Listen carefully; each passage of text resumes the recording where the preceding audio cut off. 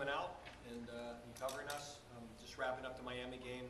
Good win for our program, not just because it was a MAC East game, but again, I was really proud, not just of the performance, but really the process that went into the performance. Certainly after the Toledo game, I had concerns whether we'd come out and how we'd practice and if guys would hang their head, and we really had a great week of preparation.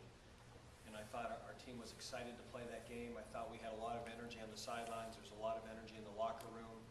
And I think guys were just looking forward to get out there and competing again. We started fast on offense, which was a nice change for us. I love the fact on defense we generated turnovers. The 3 fumbles led to 21 points. And again, proud of the effort, not just of the performance, but of the effort that went into the performance. I mean, we really, I felt, got better as a football team last week in practice. The practices were physical, they were upbeat, we practiced fast, and that is usually a good sign going into a game. And now we're, like I said, our goal is to win the MAC East, and it was critical that we get that game to stay in it, control our destiny, and now another big game is on tap. Certainly this is a very critical game against Ohio. You know, Ohio, as always, is an extremely well-coached football team. You know, sometimes I say teams are good teams. Ohio's established itself as a good program. I mean, they're a model of consistency in the MAC East. When the year's over, I'm sure this will end up being their 5th consecutive winning season. I don't know if anyone else in the MAC East even has 2. They have just certainly stuck out as a model of consistency, of every year being in the hunt and you know, competing for bowl games and competing for championships. Offensively, they're good again. They're 5th in total offense in the conference. It seems like Tettleton's been there forever. He is certainly one of the top quarterbacks in the conference. The running back, Blankenship, has been one of the best tailbacks in the conference for 3 straight years now. You know, Foster's another senior receiver that's back. Cochran's a junior. The tight end, Hill. They are always well coached on the offensive line, very physical. They're able to do a lot of things well. Their offense is very balanced. They're throwing the ball extremely well this year. And defensively, they're solid. They're 3rd in the conference on defense. Up front, they're disruptive. Their corners, combination of the 2, might be as good as anybody in the conference.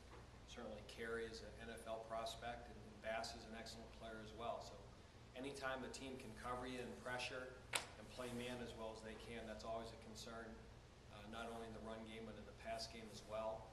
And so again, it's another you know, weeknight football in the MAC, and it's a critical game for us.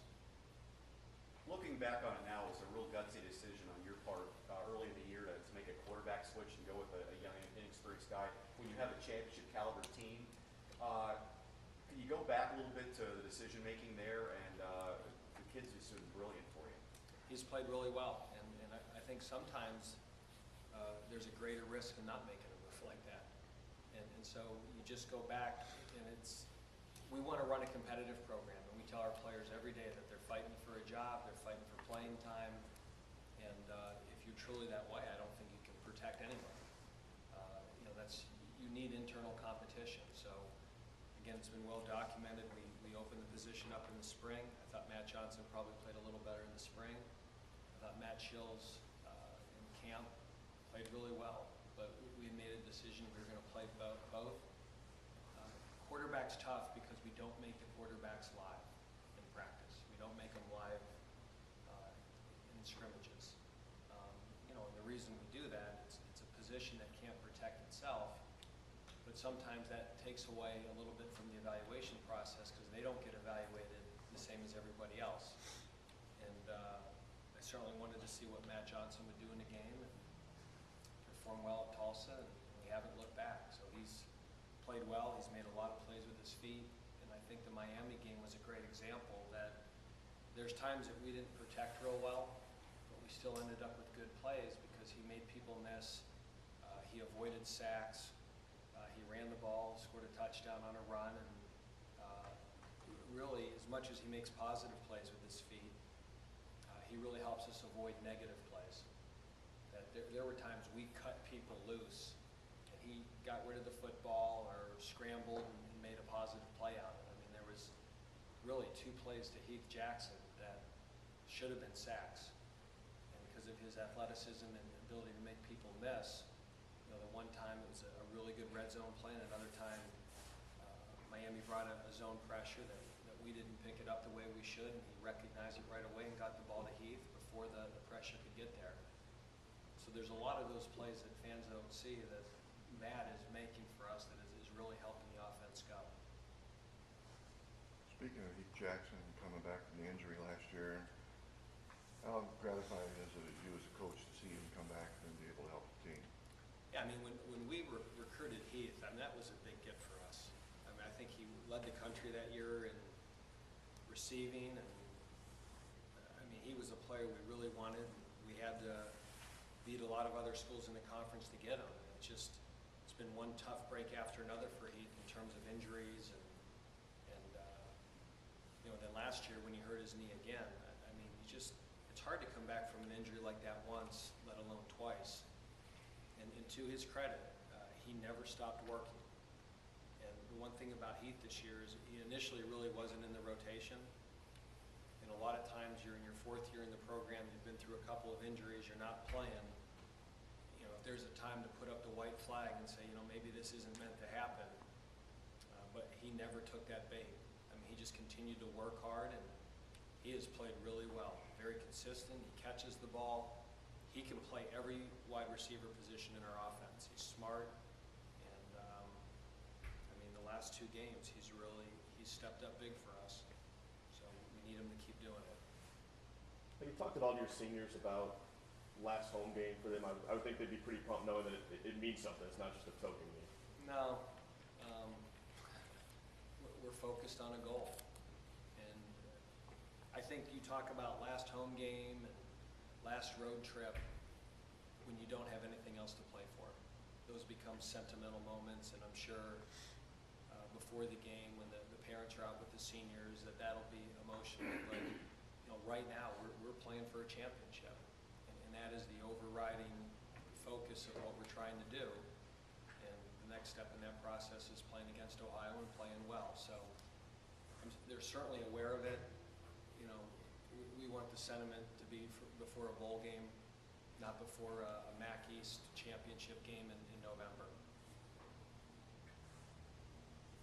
Have you seen anything from the seniors that gives you a sense that that's on their minds?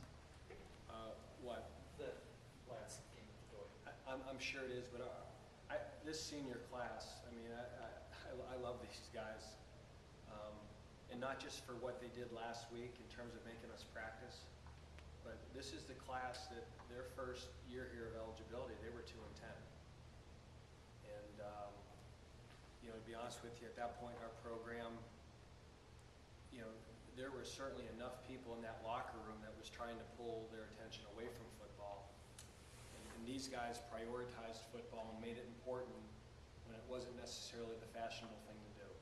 I mean, that's one of the battles we have in college football, is keeping football important. Because there's so many other demands on their time, and there's so many other distractions, you know, whether it's video games, that a lot of times when you don't have success, it gets harder because guys then spend, you know, when they're not getting rewards from doing it, they find other thing to put their time into. And this group, after a 2 and 10 season, worked harder. I mean, I can go up and down the class. I mean, you know, obviously the captains, but there's so many of them that have worked so hard. Aaron Foster, I mean, position change. Goes from a starter to a backup, and now he's starting again. And just a great work ethic, and he's become a great leader for us. Jarris Campbell has gone through 2 awful injuries, and he's still playing hard and giving us great effort and starting for us. And you know, there's so many of those stories in this group, but I think the overwhelming story is this is a group that they started their career 2 and 10, and they wanted to turn the program and make Bowling Green a winning football program again and have pride in Bowling Green football, and they've done a tremendous job of doing that. And this is very personal to them. You know, they did not want to leave here without winning a MAC championship. So when you say about the last home game, you know, this game is important because they want to win the MAC East and go to Detroit, and they know that it's going to be very difficult to do that if we don't win this game.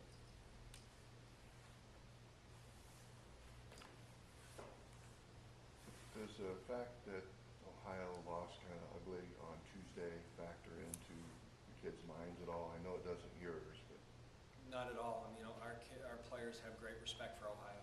I mean, the first 3 years here, Ohio beat us. You know, really 2 of those 4 years contention for the MAC East hinged on that game. And, you know, they got us in 09, and we were fortunate to get them last year. I think they're healthier than they were a year ago. Again, this has been the kind of the model program in the MAC East in terms of consistency and being good every year, and that's hard to do in this conference. It really is. So our players have great respect for Ohio, and you know, mathematically they have not been eliminated yet. So I think in their minds they're going to be fighting. And if you watched the game last week, the score is very misleading. It was a 7-3 game at the half, and then some unfortunate things happened to Ohio that really, you know, really kind of tipped the scales the other way. And then they fell behind, and then Buffalo scored a couple late. But it was a much closer game than the score indicates. They're a quality football team, and they got quality wins over, you know, North Texas and Marshall, which are good teams. They're a really good football team, and our players know it. Is it safe to assume that you're not going to comment on the officiating decision that came out of that Buffalo, Ohio game? I don't need to make a comment on it. I mean, I think the MAC office and, you know, the director of officials took care of that. And, you know, those things, and I'm sure, you know, as a coach, that can never be the reason, but, you know, certainly things like that never help your cause. But, yeah, I mean, and again, those things happen in football games, and as a, you got to be able to overcome them. And that's what I was going to ask you. What if you reach a situation where that happens to your team? How do you steer the boat away from, well, when the officials made that mistake, that cost us the game? I mean, we've had that happen 3 or 4 times since I've been Yeah. here. So, but, you know, sometimes we get those calls for us too. So that's just, that's football. I mean, it's an imperfect game. And we're certainly not perfect as coaches. The players aren't perfect, and the officials aren't either. And I think the officiating in this league is very good. I think the director of officials, Bill Crolla, does a great job. I think he keeps us in line. I think he keeps the officials accountable. I think he does a great job, and I don't think he hides. So that's part of football. It's part of football at the Division I level. It's part of football at the NFL level, and it happens both ways. So I've certainly benefited from maybe some calls like that in our time here. And some of those calls have worked against us. So you can't get hung up on it, because as the head coach, if you get hung up on it, it gives your team an excuse. And is it hard to steer your team away from using that excuse, especially in a game? Yeah, and I think one call shouldn't dictate a game. If you're the better team, you know, you got to be able to overcome things like that. So again, it's at times we throw the ball to the wrong person, at times we miss protections, and we have to overcome those things as well. So it's all part of the game. Do you feel that you're a different coach in terms of dealing with officials in a game? Especially from, let's just take from your early time here at BG. I would go back, and again, this is year 14 as a head coach. I think I'm much more composed now than I was back in 1999. Can you give us an example of Dave Clawson dealing with officials in 1999? No, I just, you never want to show them up. You can have disagreements, but I think there's ways of handling it, and certainly you never want to embarrass the crew, because they, as a whole, take great pride in what they do too. So, you know, sometimes you agree to disagree, and you move forward. But I think earlier in my career, if a call would go against us, I had a hard time letting it go. And it might affect how I called the next play or a decision I would make. And you have to let it go right away. And I think that's football in general. You got to let the last play go, you got to let the last call go, and you have to let the last game go. Because there's nothing you can do about it. And if I get hung up on it, our assistant coaches will get hung up on it, and the team will just keep lamenting the call, I'm doing our whole program and our whole team a disservice, because then I'm giving everybody else in the organization an excuse. And so again, back in 1999, I probably didn't handle those things. I'm sure there's still room for improvement. There's calls that happen that I still don't like, and I get vocal about it and emotional about it, but at the end of the day, you probably end up hurting yourself more when you do that than help your team. That's all the details I'm giving. All right, thank you very much.